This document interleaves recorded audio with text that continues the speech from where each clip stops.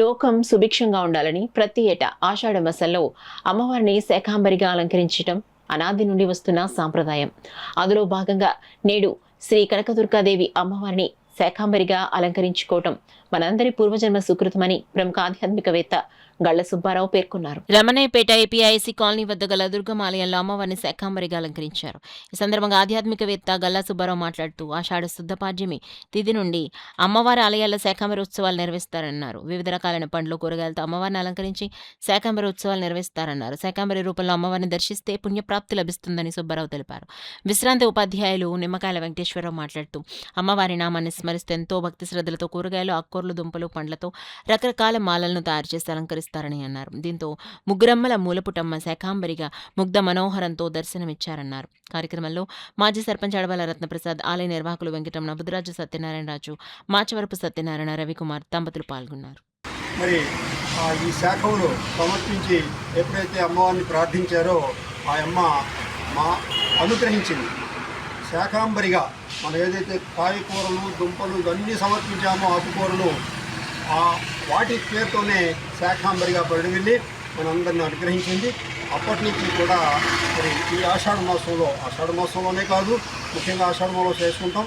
ఎక్కడైతే నవరాత్రులు జరుగుతూ ఉంటాయో అక్కడల్లా కూడా అమ్మవారి నవరాత్రులు జరుగుతుంటాయో అక్కడ ప్రతి ఆలయంలో కూడా ఈ శాఖల్లో ఉత్సవాలు జరుపుకుంటూ ఉంటాం. మనం నైవేద్యం సమర్పించి మనం పూజిస్తూ ఉంటాం. ఆ అమ్మ అనుగ్రహం పొందుతూ ఉంటాం.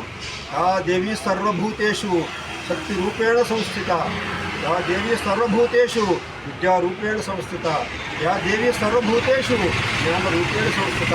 ఇలాగా సర్వం కూడా అమ్మవారి మహిమైంది కాబట్టి మనందరం కూడా ప్రతి సంవత్సరం కూడా ఉత్సవాన్ని జరుపుకోవడం మన ఆనవాయితీగా వస్తుంది.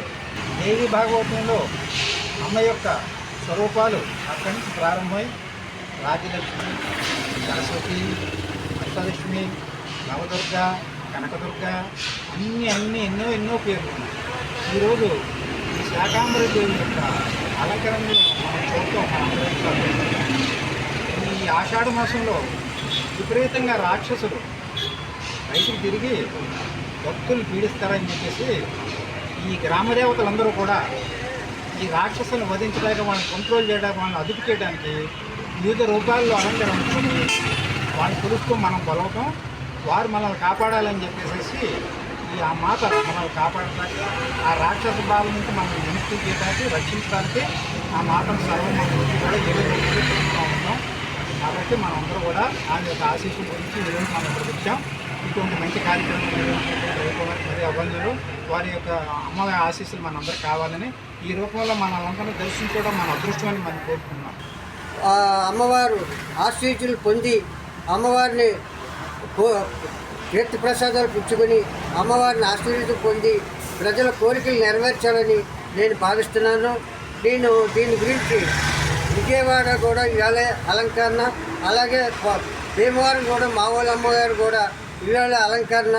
ఈ అలంకరణ శాకాంబరి అలంకరణ ఎందుకు చేస్తారంటే ప్రతి రైతు, ప్రతి కుటుంబం చల్లగా ఉండాలని మనం ఆ అమ్మవారిని కొలిసి ఈ శాకాంబరి అలంకరణ మనం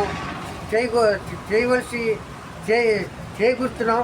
అమ్మకి మనం ఎంత చేసినా తనువు తీరంది ఈ అలంకరణ మనం కన్నులారా చూసిన ఇందుగా ఉంది. అమ్మను చూసి మనం ఆశీర్వదించిగా ప్రజలందరూ చల్లగా ఉండాలని, ఈ అష్టాశ్చర్యాలు, ఐరారోగ్యాలు కలిగజేయాలని నేను కోరి ప్రార్థిస్తున్నాను.